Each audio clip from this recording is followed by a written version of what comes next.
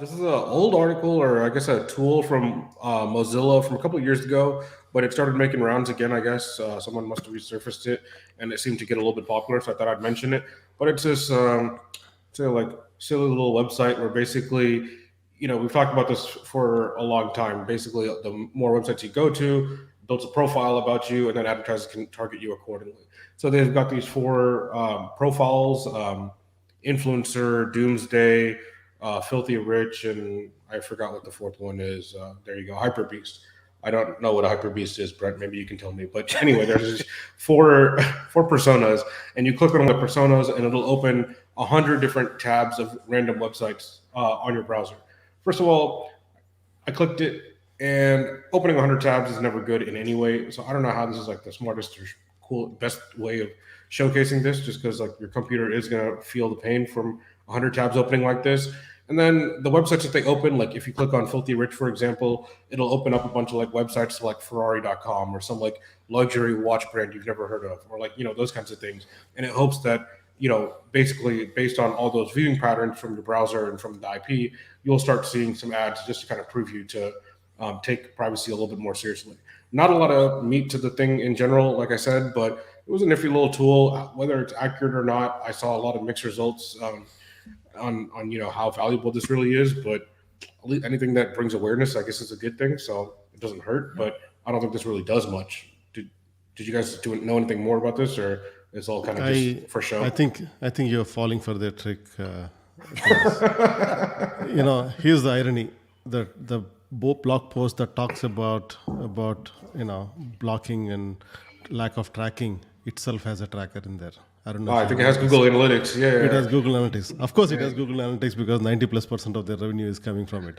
So in other words, this is a nice trick where they are trying to profile and track people who are interested in not being privacy. Tracked. Yeah, and then we'll track them harder. And this is a good way to. So we'll have them install all of this, and we'll just link it to the ID, and there you are. So we'll double down on our advertising for these folks. So I fell in the trap. Oh God, this is like the Devious show. I mean, first we had our voices being recorded when we're trying to supersize our fries and shakes. Now we got this. I mean, good Lord, what's next? Well, next level. Yeah. Right.